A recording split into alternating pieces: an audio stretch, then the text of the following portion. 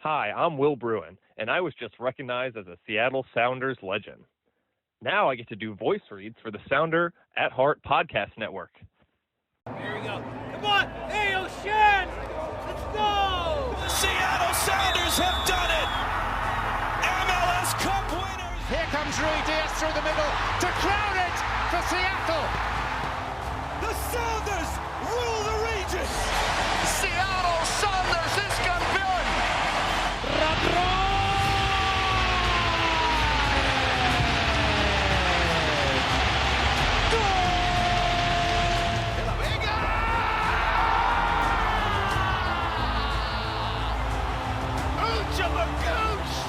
All creatures great and small!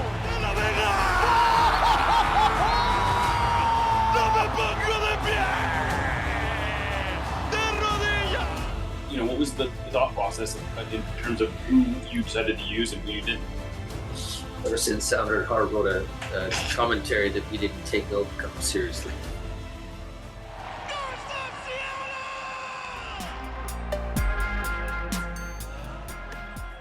This episode of Nos Arietes is sponsored by Full Pull Wines, a Seattle-based wine retailer and proud sponsor of Nos Arietes since 2011.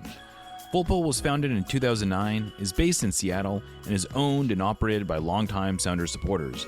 They offer the best boutique wines of the world to members of their mailing list, with special focus on their home, the Pacific Northwest. Welcome back to another episode of Nos Arietes on the Sounder at Heart podcast network. I am Jeremiah O'Shan. It is Tuesday, which is not the normal day that I record with Niko, but I'm here with Niko Moreno. We're going to do a what we've learned lately, I guess we can call it. Niko, how you been in this quiet period of the offseason? Clever, Jeremiah. Clever. Very witty there for you in our preseason. You know, that's the way I've been phrasing it. Maybe there is a little rust. I told Ari, we did a show earlier this week, and between trying to find things that my wife had put away in my desk that I had no idea she had put away. And, just getting back into the rhythm of things. We're in preseason form, so I'm going to go ahead and put that out there. But excited to be on. We've been able to start the year with some news, maybe not those national news or anything that's going to move the needle for everybody in MLS. But, you know, we've been able to get some things out. MLS in general has been pretty active, and it's been fun to follow and watch and talk about. But in terms of the sound, get the wheels rolling. I can tell you one thing, Jeremiah. People have been waiting for content, and that's why I'm happy that you decided to do this today. Because look, I hear from people reach out, and it's like, when are you guys going to do the next show? So I'm happy that we're on here providing that today. Yeah, and it is, you know, the reality is that we're getting close to the start of preseason. This week, a handful or about 10 Sounders have already shown up to Longacres and are doing training sessions. I think they're more informal training sessions. I don't think they're technically allowed to be training yet, but it's most of the local guys. I know Paul Rothrock was one of the guys who's been out there, but you know, you can kind of imagine who the 10 guys are, I'm sure, if you just look at a roster and says, where are these guys from? But anyway, and then on Saturday, though, they are expected to report for fitness testing. I don't necessarily think everyone will be there on Saturday, but most of the players will be there on Saturday. And then I guess early next week, we will start having actual training sessions that you and I can watch. And then around the middle of January, the team is going to leave for Europe. They're going to spend close to 3 weeks in Portugal and Spain. They're going back to Marbella, which is where they've done their past 3 preseasons, I believe. And then they'll be back in early February and get ready for the start of the season on February 22nd, I believe, is the start of the season. So we are only about 6 weeks away from the start of the MLS season. And I suppose it is as good of a time as any to start going through sort of, I mean, we could do a little bit of why don't we do this, Niko? Why don't we start with a little bit of a recap of what has happened since the end of the season? there have been not any, I wouldn't say big departures, but the big storylines that we were watching coming into this offseason were what's going to happen to Stefan Frei. A bigger one maybe is what's going to happen to Paul Rothrock. What's going to happen to Obed Vargas. And then are there going to be any new names? What are the new names that are going to be added? And we have closure on a few of those things.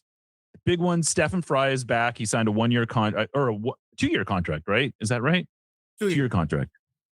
And then the big news of this offseason probably was Paul Rothrock announcing that he was going to come back. We've done some shows about this, but if you missed it, it looked like for a while Paul was going to be taking off to somewhere else. I actually got to talk to him, and he said there was a pretty good chance he said that if he hadn't come back to the Sounders, that he was seriously considering some offers from England at a team or two in the English Championship. I thought that was kind of interesting, but ultimately he decided that he just felt like one of the quotes he used with me was, it might not be the, what did he, oh gosh, he said something, I'm going to butcher the quote, so I'm going to go ahead and find it. But his whole thing was, he just kind of feels like he can be a star here. He can have a real impact on the Sounders. He's happy. He loves playing here. During the interview I did with him, he was in Mazama, Washington, which is this little 150 person community out in the eastern the foothills of the Eastern Cascades. And he said while we were doing this interview, he got interrupted by some Sounders fans, and it just sort of struck me as, this is the sort of thing you're getting into. This is one of the more remote parts of the state. I shouldn't say that. It's about as far away from a big city as you can get in the state. It's not necessarily remote. There's tourists that go there and whatnot, but he got interrupted and he got recognized, and people were just happy to see him there. And that's out in the sort of almost in the middle of nowhere. I thought that was kind of a cool little anecdote. Look, Pauly Primetime is going to be Pauly Primetime no matter where you put him. I mean, if you follow MLS, if you like the Sounders, it's very likely that you've seen his face. I mean, he was put in the same stratosphere as Lionel Messi. So you got to be able to just say that in one way or another, that's going to get you recognized. Hey, maybe you don't know my name, you might know my face, or maybe you know my name and not my face. But the fact is, we were both in the same news, the same paragraph, the same content, and that's big for Pauly Primetime, but excited for him. I think that this has always been the best scenario for both club and player. Both you and I were very, I thought, straightforward when it came to that.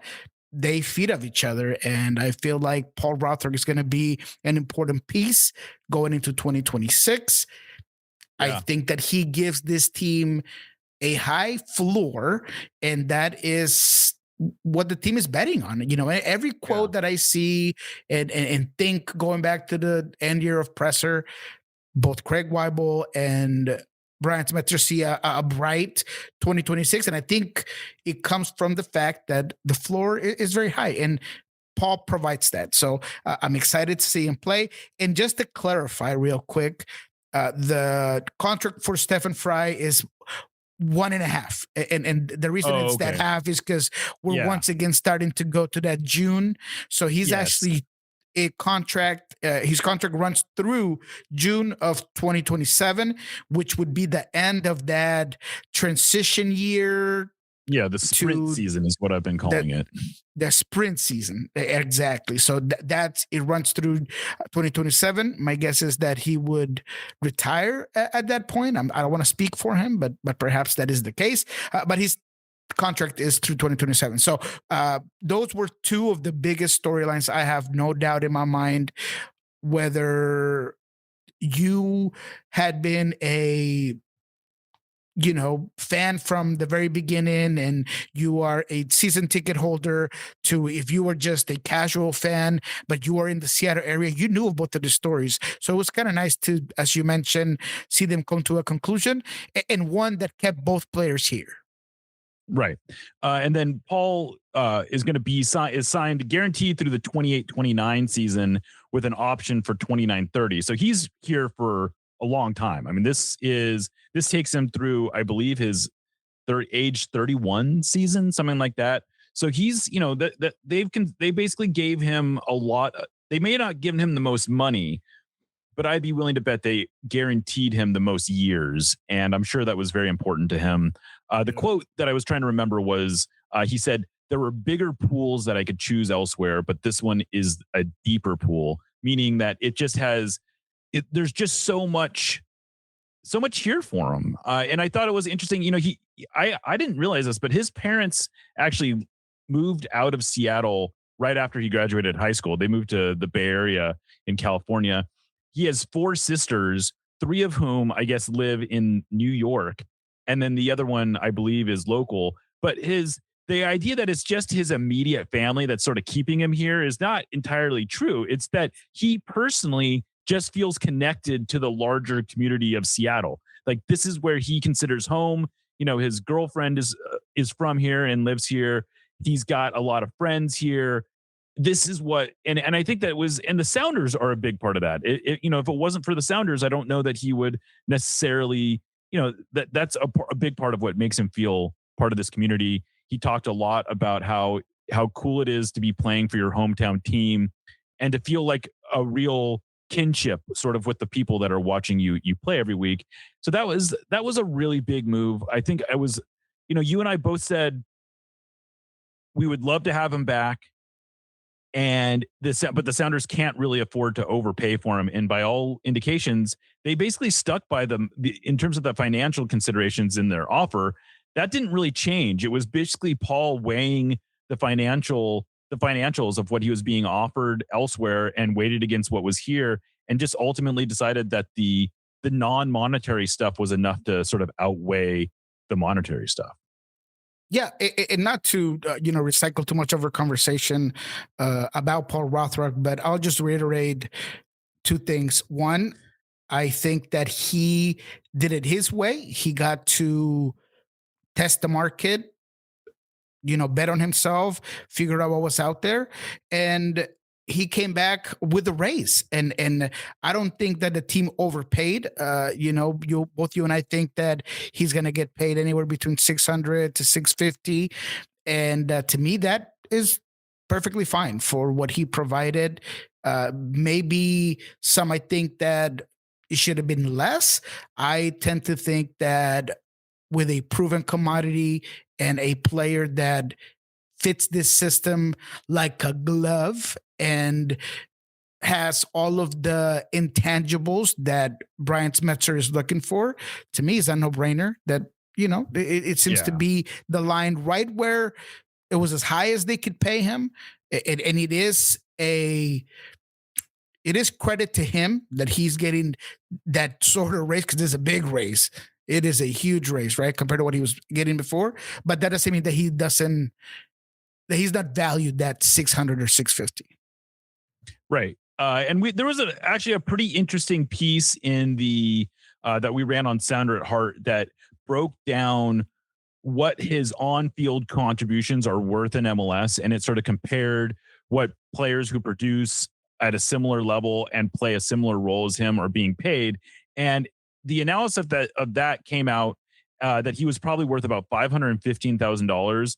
If you tack on just a relatively small number for just the intangible parts of what he brings to a team, you end up right around where I think the Sounders did, which is very close to $600,000 a year. And so I don't think the Sounders overpaid really at all. I think they got maybe not a great deal. Like, he's no longer the best bargain in MLS. That's for sure. But I don't think they're in a situation where they broke the bank or they broke their economic model just to bring back a fan favorite, which I think we should all be happy about. And look, it's going to create some interesting competition, because the Sounders and Brian Smetzer specifically, regardless of how high he ranks Paul Rothrock, I'm sure that going into the season, he's going to want to look at that Marbella trip to figure out where Paul Arriola's at. If you haven't been following his IG and everything, all the videos about him getting ready to be back this season, he looks ready to go. He looks thrilled to be back. My guess is that he's going to come in with a huge chip on his shoulder.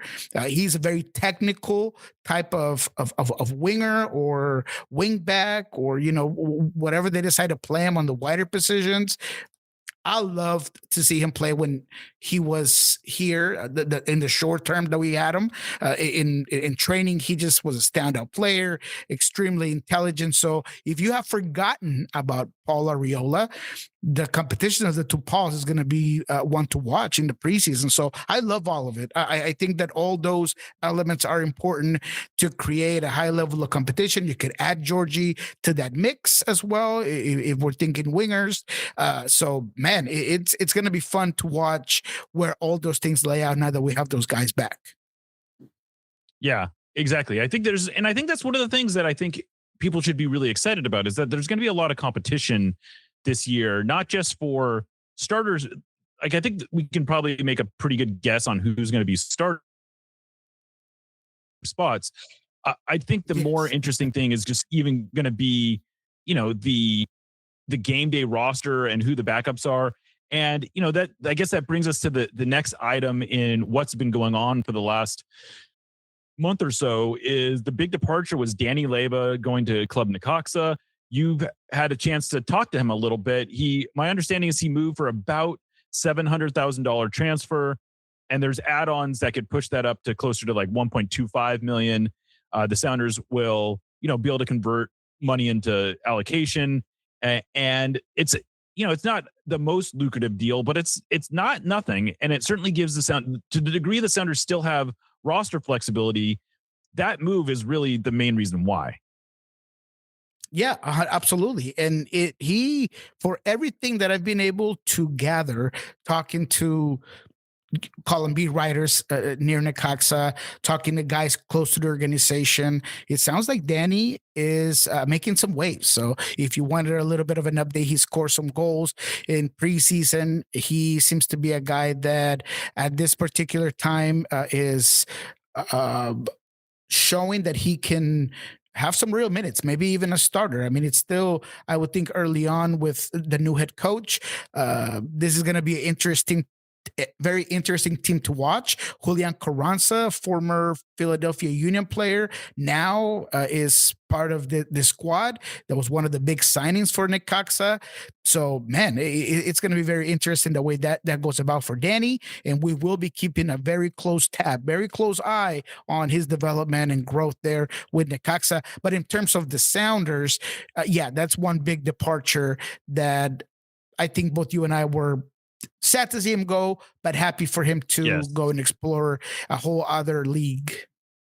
Yeah, exactly. Like I was really bullish on Danny Leyva's potential for this year. In fact, if you look at one of the stories I wrote early in the offseason, I identified Danny Leyva as a potential breakout player on the assumption that he was going to be probably the number 3 defensive midfielder, and then also maybe get some minutes as a number 10.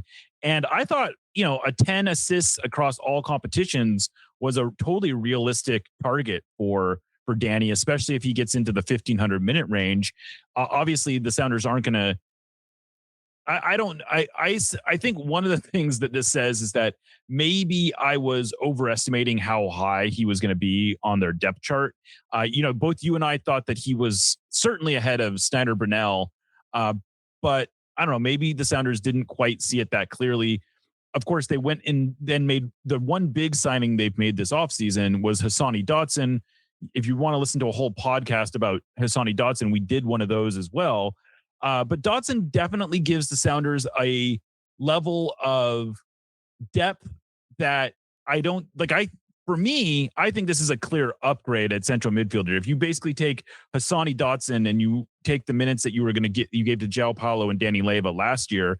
Now, Hassani Dotson missed most of last year with an injury. He came back in time to play some minutes, but he didn't start towards the end of the season.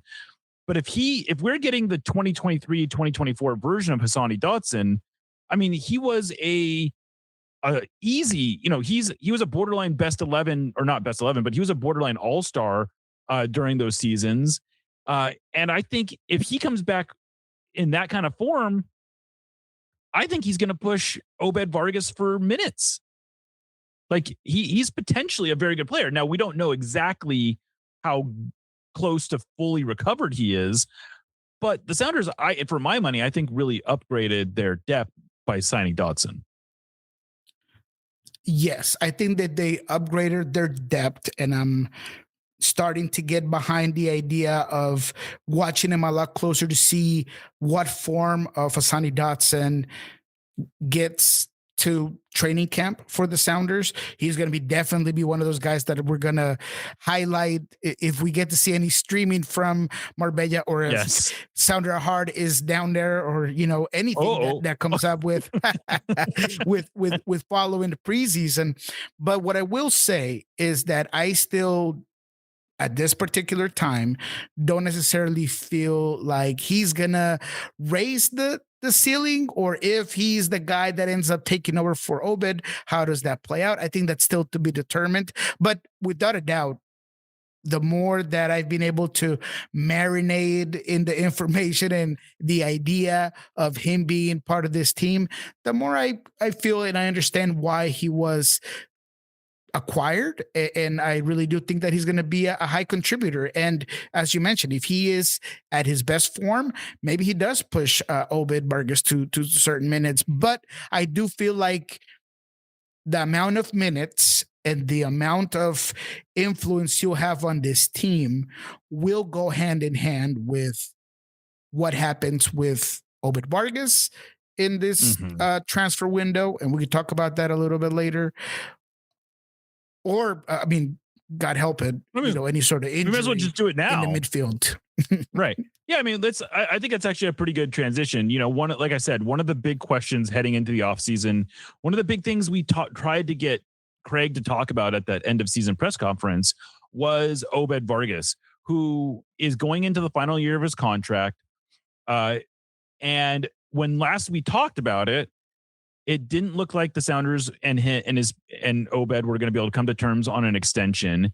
And the chatter that I think you and I are both hearing is that the Sounders feel like there's at least a chance that they can still transfer him somewhere in Europe, but that's not a foregone conclusion by any stretch. Have you heard any updates as far as Obed Vargas's situation goes? Because as far as we know, it looks like he's going to be going into training camp with the Sounders with the idea that he will be playing the season out. Correct. I'm not hearing anything different, but that doesn't mean that I didn't just hear about it. So if there's an update, is that there is no update on how much closer they're getting to a deal. So as of just recently, just a couple of, let's say days ago, I have gone and looked at where things might be going towards, and there seems to be no agreement in the horizon. Let's call it that way. In terms of an extension, clearly Obed has a demand to finish his contract all the way to December of this year.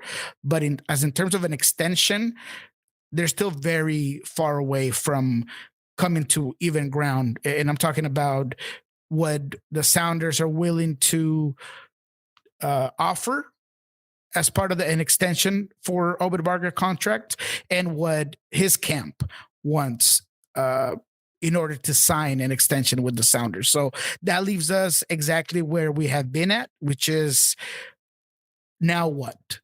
Do the Sounders move him in the winter season? I think that there will be suitors, and I do believe that there will be clubs that are not going to want to wait until the summer window and have to battle and have a bidding war with other clubs rather than maybe making a deal now.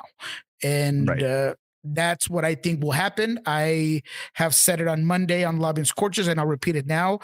If you're asking me what the percentage is that I think that Obed Vargas will be here to start the MLS season, I'd say there is a a 40% chance that happens. And I'm only saying 60 because I do feel like the club is in every need to try to explore what's out there and figure out if there is a good deal.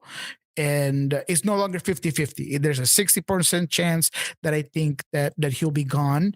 And that lies in between what has happened, right? The tells that we've seen out of bringing a guy like Hassani Dotson that you spend a lot of money on, that you had to go battle other MLS teams in the free agency market because that's what happened, because you knew that there's a possibility that he's going to be gone. And the fact that you cannot wait until the summer and you cannot wait for the transfer window in the winter to close before that extension gets done. So I still think that there's a higher chance that Obed Vargas will be gone before the start of the MLS season. Interesting. Yeah. And I think that sort of underscores the importance of signing Hassani Dotson.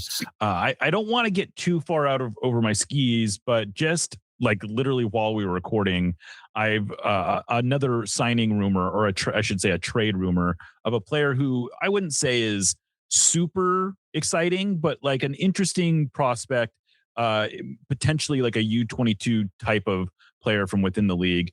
If we can get some more information on this during the show, I will shed light on that. But it looks like the Sounders are at least making some moves potentially before preseason begins. So that's that's kind of interesting. That's something to whet your appetite, so to speak.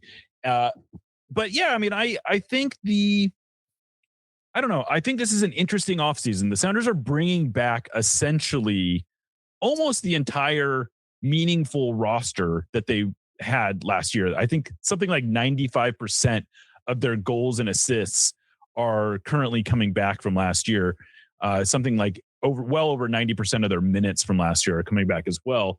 And that's sort of been the Sounders' MO during certainly during the Craig Weibel era, where they just sort of set this high floor and then hope that things break their way a little bit to push them over the top. But there's no reason where we sit right now that then the Sounders won't be contenders in the West again, especially with this recent news that Riqui Puig is apparently going to be out for the year again. He re-injured his ACL, which is sort of a heart. I mean, it's harsh. It's brutal. I don't know how else to put that, but Riqui Puig, like the Galaxy rebounding this year was extremely predicated on Riqui Puig being able to come back. And it feels like that undermines almost everything they've been doing this offseason in terms of trying to, bounce back from last year's disaster. Yeah. What I will say is,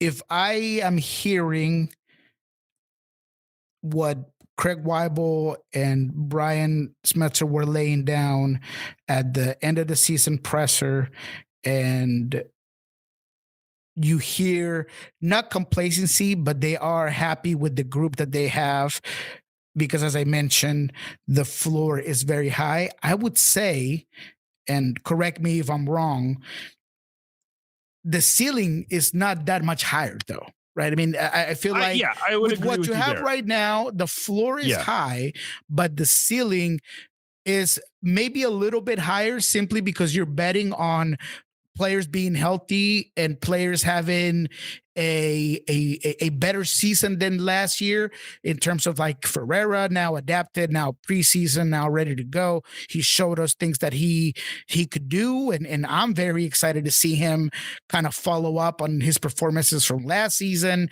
Jordan Morris being fully fit. I mean, all of these things that make you believe that the potential for this team could be higher, but it's just not that much higher. And in terms of the rumor or the report that you kind of mentioned, I would be surprised if anything is done in this transfer window, anything more other than signing you, Tsukunome, and maybe some things like that. I would be surprised. Everything that I've been following up as of today specifically says that anything that might get done is depending on two things: the domino effect, if any other players go, players like Obed Vargas, obviously the biggest one, Nuhu, with him playing in AFCON, being, a captain for Cameroon. And if there's, a possibility for him to be moved because he's being displayed in this bigger showcase, maybe that could happen. But unless one of those players moves, I just don't see this team doing anything differently prior to the start of the season. And the other is just, you could tell that consistency and cohesiveness is what this team is kind of building for, and it's going to be the collective play that gets them where they want to get to. And for that, I think they're going to want to keep this group as together as they can. Yeah. And I think you're right. I think the degree to which the Sounders have elevated their ceiling is minimal at best. I suppose you can argue that the degree to which their ceiling is raised is going to be very dependent on a few key factors, right? One of them is going to be Jordan Morris being here potentially. If he stays healthy all year, there's maybe some ceiling raising impact there. I think there's a handful of players who might be able to take significant steps forward. Georgie Manungu being one of the top candidates for being a breakout player. I suppose Pedro de la Vega, if he can stay healthy for, of course, for more of the season, he'll likely be, the Sounders are hoping he'll be back sometime in April. And that's meaning he could be playing games potentially by April. But if he can stay healthy during the whole second half of the season and they can go into the playoffs with the version of Pedro who was looking like one of the, frankly, one of the better players in the league during the League's Cup run, that's going to be a huge boost. But those are a lot of internal, you're relying on a lot of internal improvement. There's not one exterior, they're not bringing in one player who's elevating their ceiling really at all. Like I think that's fair to say. It's like Hassani Dotson is not going to elevate their ceiling. He's going to continue to raise their floor. Even if, and I think then there's even more of an argument of if ends up replacing Obed Vargas, I think you can argue that their ceiling is maybe a little lower in that way. So I totally agree with you as far as that goes. Yeah. And so for me, as I mentioned, if it's not a domino effect of a potential move or some sort of injury, I just don't expect them to be extremely or any more active. Maybe they're going to be reactive towards anything beyond that. They might take some, or they will definitely take some of the Tacoma Defiance players. And if any show up to the level that a Kalani did or a Snyder Burnell did last season, maybe they'll add some of those players. But I do think that they're going to leave this team as it is. And then in the summer, that's when we'll see what really happens and what happens to the U22, if there's flexibility there, and everything that kind of comes with the rest of that salary cap moving forward. But I'm definitely not expecting any news prior to Marbella. Thank you for listening to the Sounder at Heart Podcast Network, which now includes No Sadietis, Lobbing Scorchers, and the Cooler Guild. Although this podcast is free, it's only made possible through our paid subscribers. Plans start as low as $30 a year and allow us to remain independent and mostly ad-free. Subscribers get access to all our written and podcast content, including a full-text RSS feed and a mostly ad-free podcast feed that includes every show in one spot. If you really like what we're doing, though, I'd encourage you to sign up at our higher tiers, which include all sorts of various perks. The most popular of those is our members-only Discord, where the real Sounders sickos hang out. I know I've called this group the smartest, funniest, and best-informed Sounders fans in the world, but it's more than the rough equivalent of a Sounders Mensa meeting. Discord is where we make things happen, like for real. You know the promotion the Sounders ran that offered fans the opportunity to trade in their Messi jersey for a Paul Rothrock one? That originated in our community. You'll not only be the first to know about stuff, but you also have a semi-direct line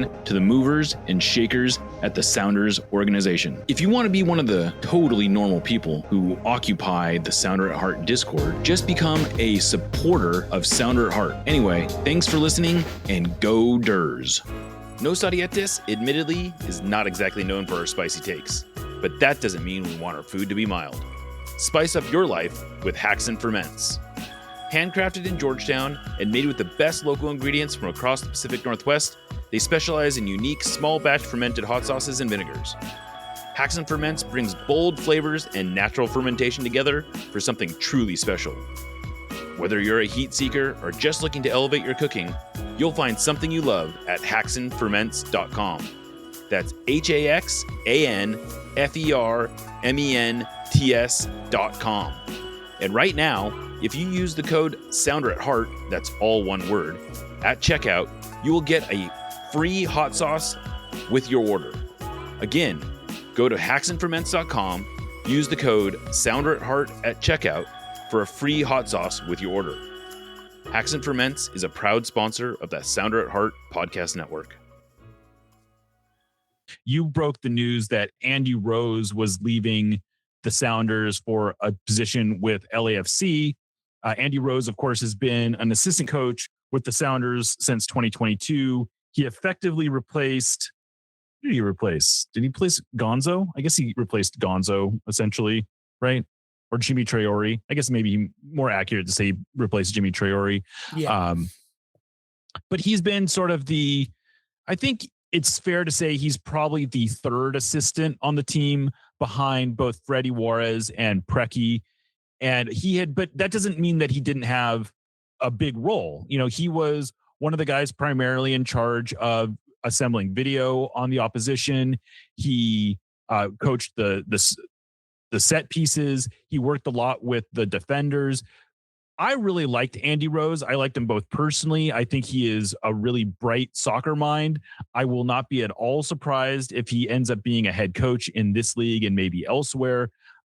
I'm bummed to see him leaving, but I guess he's also, you can't really blame him. He's taking what my understanding is he's essentially taking the top assistant job with LAFC, which may have a knock-on effect. Ante Razov actually left the Sounders to go to LAFC, and my understanding is he wasn't super excited about the prospect of being sort of overlooked for that job. Mark Dos Santos, of course, got the job there. And Andy Rose, it should be said, played for Mark Dos Santos at Vancouver for, I think, 3 years. Also, first got his coaching start under Mark Dos Santos when he was, when he was transitioning out of being a player. So it made sense for Andy to go to LAFC. Are we hearing anything about who might replace him, though? Not as of right now. I'm hearing that it's very early in the interview interview process and search for his substitute. I have heard from fans it's not going to be JP as much as, we all love JP. I just don't think he has the qualifications to do it. There's actually been kind of radio silence between JP and the club, even for the Tacoma Defiance job. So I don't foresee that. The Gonzalo Pineda, also out of the question. Gonzalo Pineda is waiting for the right opportunity to get another head coaching job. He's not going to be taking just a staff member, just an assistant head coach type of position. He wants to be a head coach. So that one's out of the question as well. But I do hope that the choice by the Sounders is someone that brings the same qualities and attributes that I think are going to be a void to be filled. That's the way I've been expressing Andy Rose's departure, because look, I'm happy for Andy, as you mentioned. I think that he is got the coaching intangibles that go beyond certifications and licensings and all of those things that you need to be a coach. But the way that he delivers a message, the way that he enters a room, the way that he can impact a group, I saw that from him from day one. And that's huge. So him being a number two for Mark Dos Santos, who I also rate very highly, and I think that he's going to be very successful with LAFC. And I know people are going to hate that, but I just consider him a very good, complete sort of coach, right? He's a strategist, he's a motivator. He's just a guy that I think is going to do well in LAFC. So good for Andy Rose. I'm excited for him. But what's going to be missing here is that coach that finds a very even ground between the coaching staff and the players.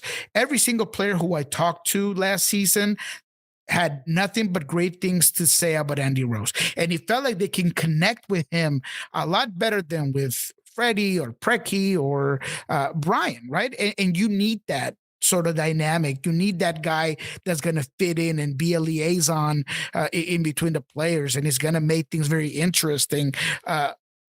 So between the amount of effort that he put on the defensive end, the amount of presence that he had on set pieces, both offensively and defensively, everything that came with the Andy Rose package, I really do think that is going to be a big void. And even if you do find the right guy for it, there's going to be, in my opinion, an assimilation process, a learning curve, and we'll see where that goes. Maybe I'm pushing too hard on it, but from the reaction of players and those around the organization about Andy's departure to what I remember, players highly regard him last season.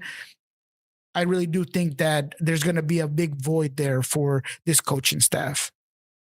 I don't think that's crazy at all, for what it's worth. I mean, I think every time we heard about a young player frustrated with their playing time or whatever, it was almost always Andy Rose there to sort of not just comfort them, but to give them some sense of, it was Andy Rose who they approached as a way of sort of like opening that conversation to find out what they had to do all the little things.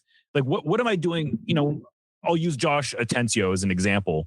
Josh Atencio went through multiple phases of looking like he was about to break through, having a little injury, and then struggling to get back into the rotation. And it was almost always Andy Rose who was there sort of like trying to help him out and being a voice within the coaching staff of saying like, look, we can't forget about, Josh Atencio. And I think he was that kind of coach. He was much closer. Obviously it helps that he's a lot closer to the player's age. His playing days are much closer. I think the players felt like they could relate to him. He's the only coach who could really step into short-sighted games and sort of like hang with everybody else. And I think there's value in all that. And I would think that the Sounders almost have to find a younger type of coach who's going to be able to do that type of stuff. Like, I think it would probably be a mistake to go and get another veteran coach, in part because they have the knowledge they need.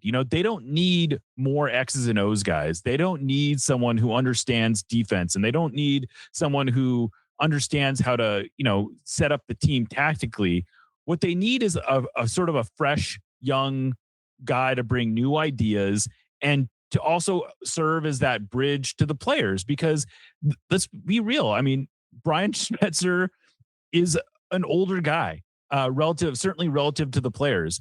Freddie Juarez, I believe, is now the youngest coach on the coaching staff, and he's my age. And I think I like to think of myself as, still sort of in my mental prime, but I also understand that I don't necessarily relate to 20-year-olds perfectly. So, these are things I think the Sounders probably have to be considering. Especially when that was your superpower. That was right. What elevated you last season, right? It was that sense of a cemented group, of a team that played for each other. And a lot of it goes with this perfect element of just cohesiveness. And without one of those guys, there could be a change, right? So it'll be interesting how they replace Andy Rose. I would agree with you that maybe a younger coach would be a good way to go. Someone that, is a former player that can have some of those conversations with the younger guys. So Brian Schmetzer, I'm sure, is going to be on the lookout for a lot of his old mates. I mean, and guys that he's played with and had some sort of relationship with. So it's definitely one to watch there. Yeah. Just to throw out a few, and I think that's one of the things that's tough about this is, the Sounders in their job. I will say this, the Sounders have removed their job posting. If you didn't know, the Sounders actually, or I think all MLS teams actually have to post their job posting on a publicly accessible site. That's mainly a requirement, but it also does help to widen the net, in case there's some candidate that would have otherwise been overlooked. I believe that's how they ended up hiring Coach H at the Tacoma Defiance. Regardless of how that ended, I thought that was a really good hire. I think he was a really sharp soccer mind, and it's good to bring in players that are not necessarily, or bring in coaches who aren't in your immediate sphere of influence. But if the Sounders do go with someone who they know a little bit better, one of the names that I have heard come up a few times is a guy named Ian Russell, who's from Seattle. He played with Craig Weibel on the Sounders in, I believe, 1999. He's been a coach in the San Jose Earthquake system for a long, long time. He remains one of Bruce Arena's top assistants. I think he's probably a little overqualified for this position, but it's someone who I would think the Sounders would at least have a conversation with. Another guy who I would be really interested in if they could bring back is a former coach named John Hutchinson, who you might remember was the Tacoma Defiance coach for a spell. I believe he was the coach who replaced, Ezra Hendrickson. So maybe he may have technically been the S2 coach, but I really liked him. He's currently in the second division in Japan. He's a head coach there. Again, maybe a little overqualified, not exactly sure. One name I was able to sort of cross off the list is Chris Little. He was another former Tacoma Defiance coach. He had gone to the Colorado Rapids, where he had actually served as the interim coach on at least one, if not two occasions. But he is leaving he's leaving the Colorado Rapids, but not coming back to the Sounders. I guess one name that would have been an interesting one is Mike Morris, who we talked about. He left the Tacoma Defiance and he joined the staff at the New England Revolution. I would have thought that would have been a potentially good consideration to bring him on board. He's a relatively young coach. He was looking for a break into MLS, but he's already left. So I suppose he's probably off the table. What about Ezra Hendrickson?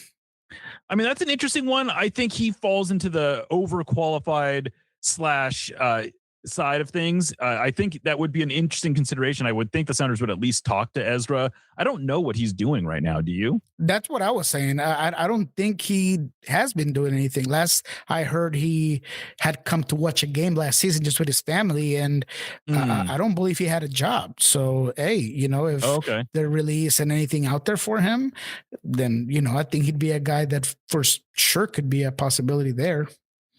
Yeah, that is a good shout. I hadn't really even thought of that one, but I would think the only thing that would be hurting him is just like, I don't know if he's looking to be a third assistant right now, but maybe he is. I mean, this is a guy who at one point was a head coach in MLS. He got burned with Chicago. He did get burned with Chicago. He definitely got done dirty a little bit with Chicago. So it will be interesting to see what happens there.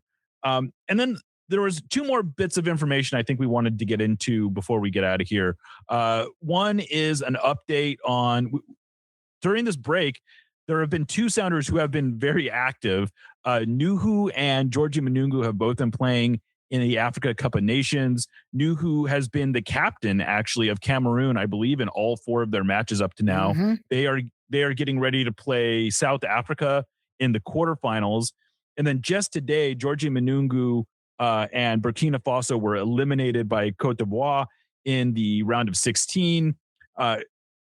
Manungu was playing quite a bit of minutes, but I think he only started one game, but he was coming off the bench a lot. I know he came in at halftime today, and he was very close to getting an assist, but ultimately Cote d'Ivoire was the much better team. They won that game 3-0. But he's done just in time for the start of Sounders training camp.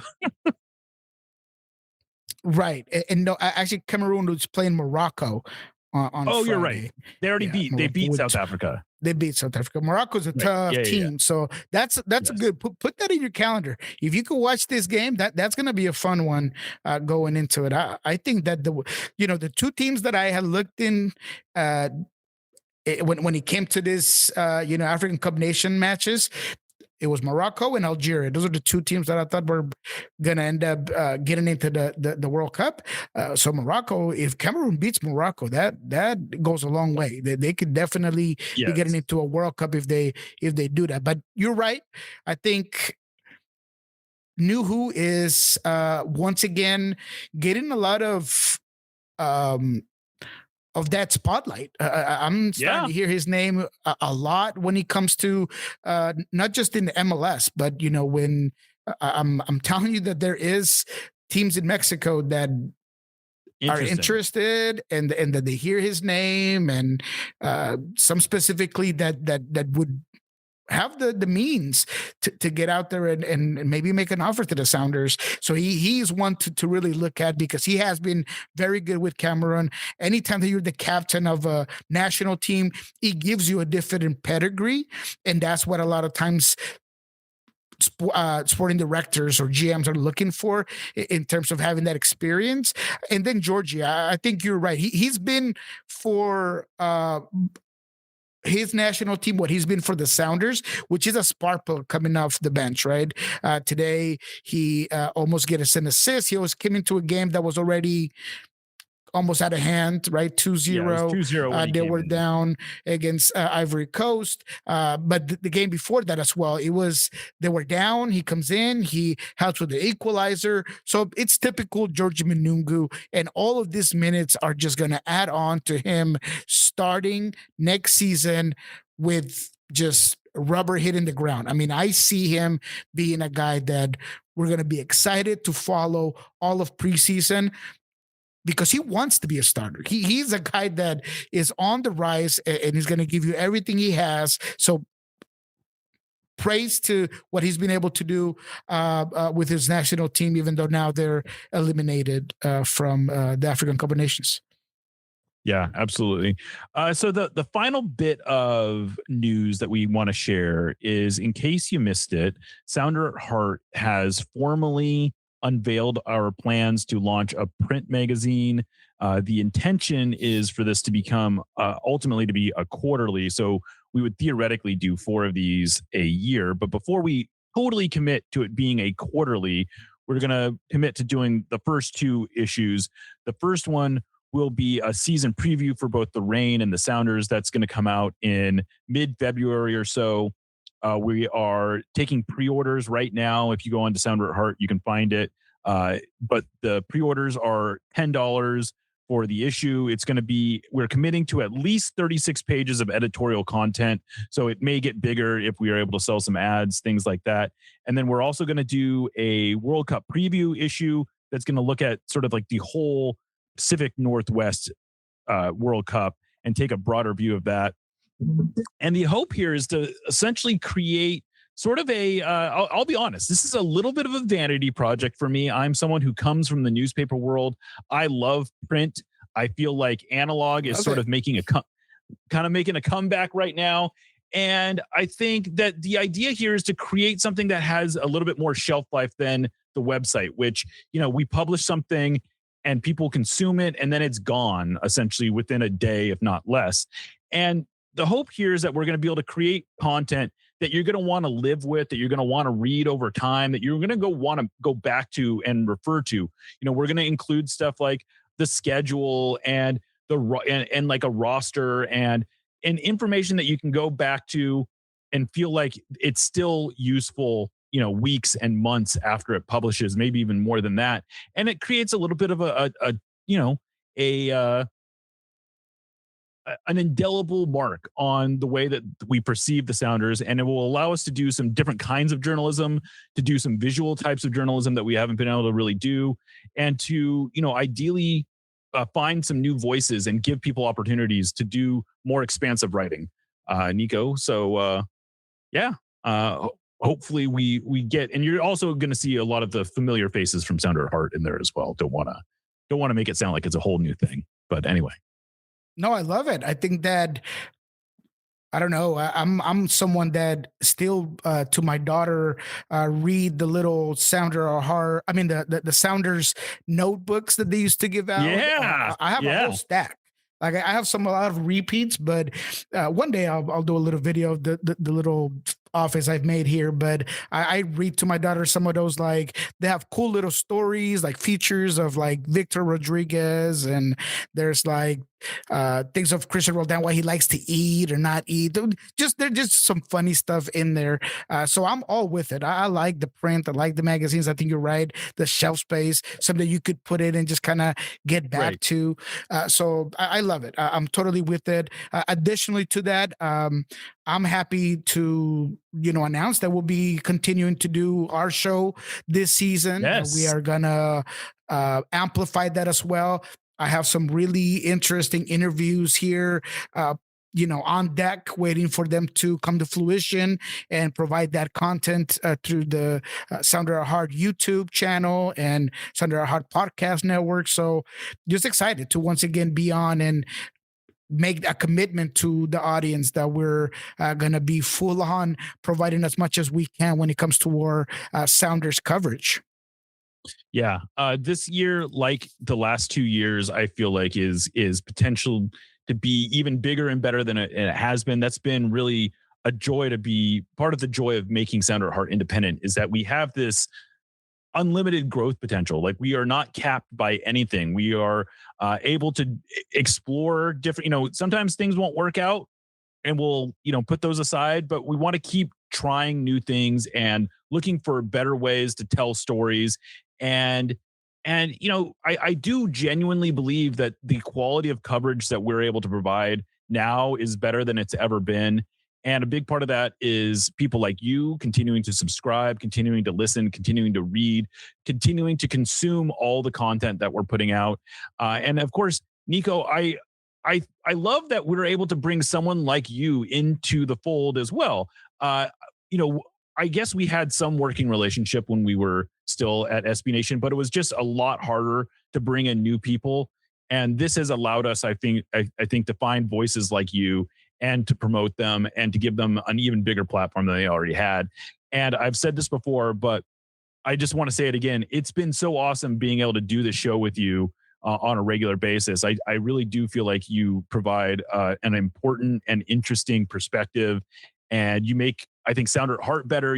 I think you make our readers and listeners better for the information that you bring to them. And you certainly make me a better podcast host as well. So I want to say thank you, Niko.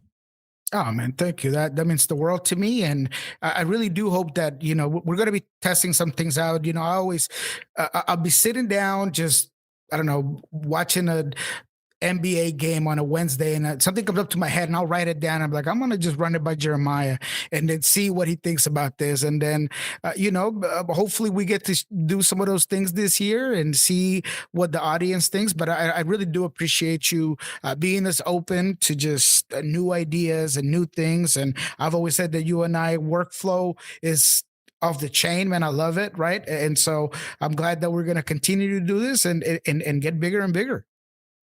Yeah, absolutely. Well, with all that said, we should probably get out of here. I just want to say thank you again to everyone for listening. Want to say thank you to our sponsors, especially Full Pool Wine, and thank you to everyone that's been making Sounder at Heart and No Sarietes possible. With that said, I am Jeremiah Oshan signing off for Niko Moreno. This was No Sarietes, part of the Sounder at Heart podcast network, and we will catch you next time.